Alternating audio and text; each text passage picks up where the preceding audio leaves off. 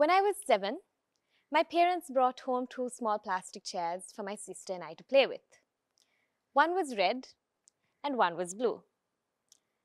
I knew in that way that older sisters usually do that my 4-year-old sister wanted the red one, which happened to be the exact same one that I wanted. However, being the older sibling, my parents let me pick which one I wanted first. I remember looking at her, looking at the chairs, and thinking, well, that isn't really much of a choice at all, is it? So I gave her the red chair and watched her carry it off to play with. Fast forward a few years later, and I was in the back of an Uber in my home country of Sri Lanka. The driver had just very calmly informed me that he did not ride with Muslims, which he knew I was because of my last name.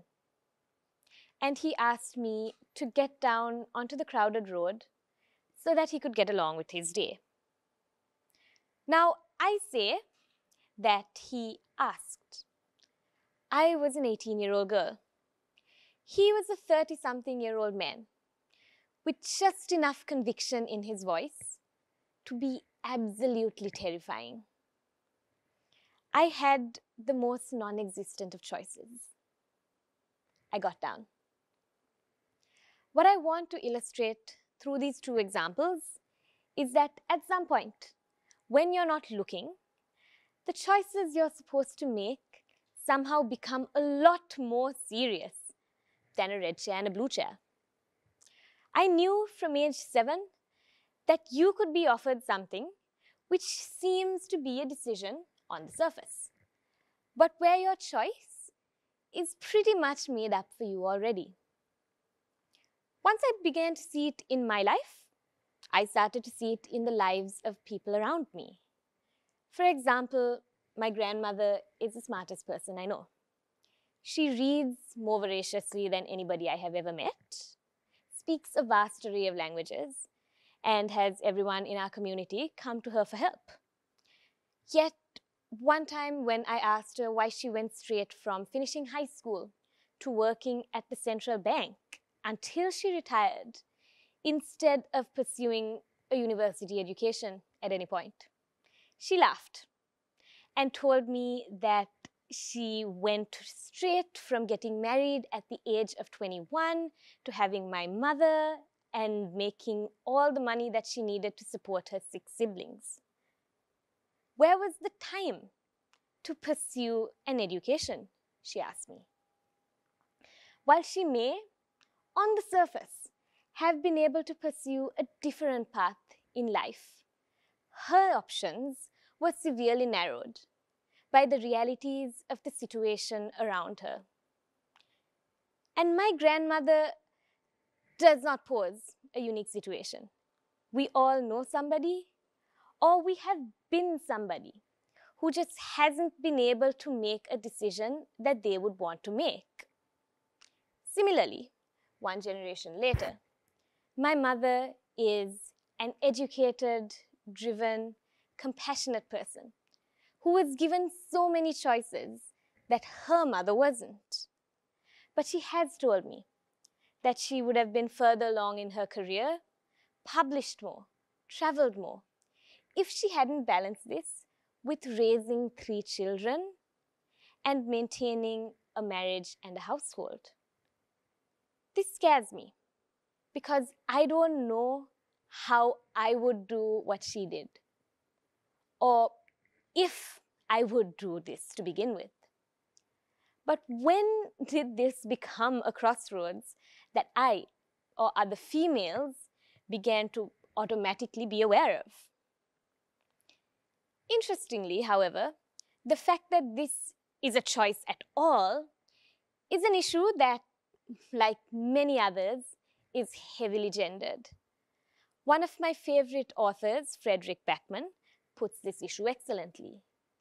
He says about the main female character in his book Beartown, Kira, that there's a label that she used to love but has grown to loathe. career woman.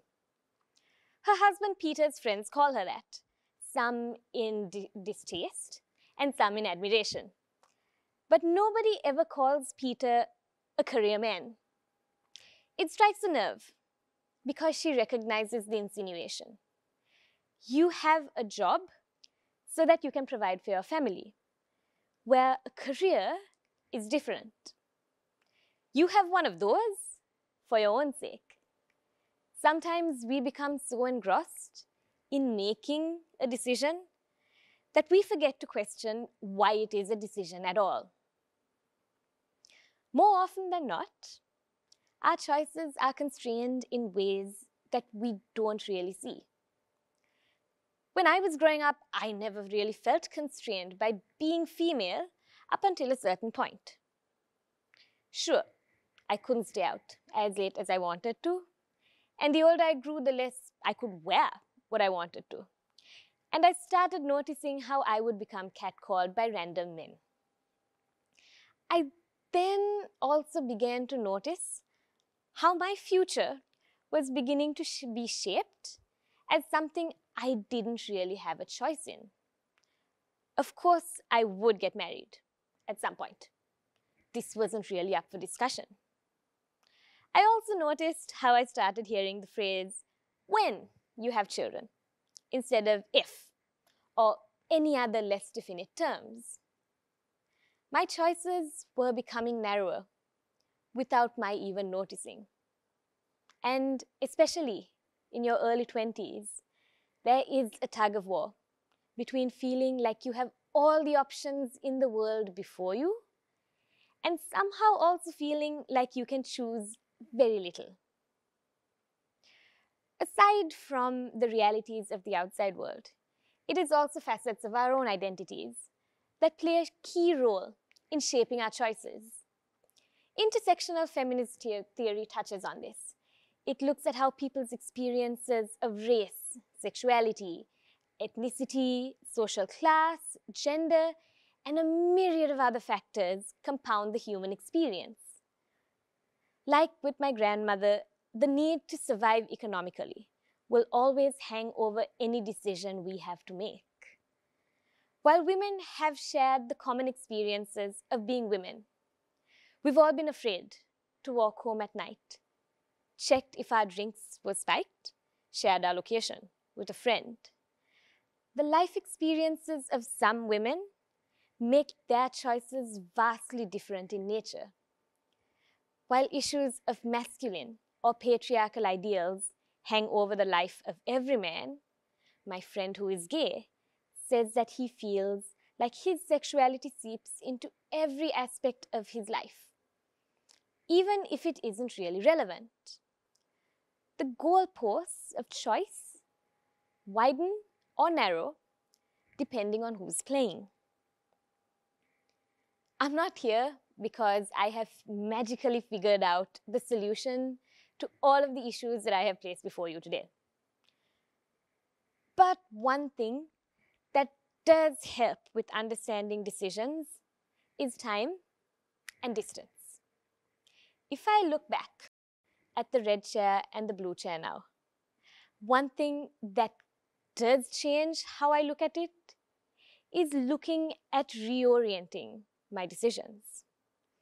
Did I really not have a choice?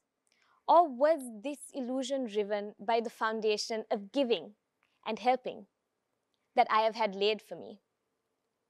We don't get to choose our childhoods, happy or otherwise, but we do get to choose what we carry forward into the rest of our lives. And given time, given experience, we can reconsider where we had a choice and where we didn't. Because you don't really get a choice in what you get labeled as, but you do get to choose how you define yourself and what your foundation is based on.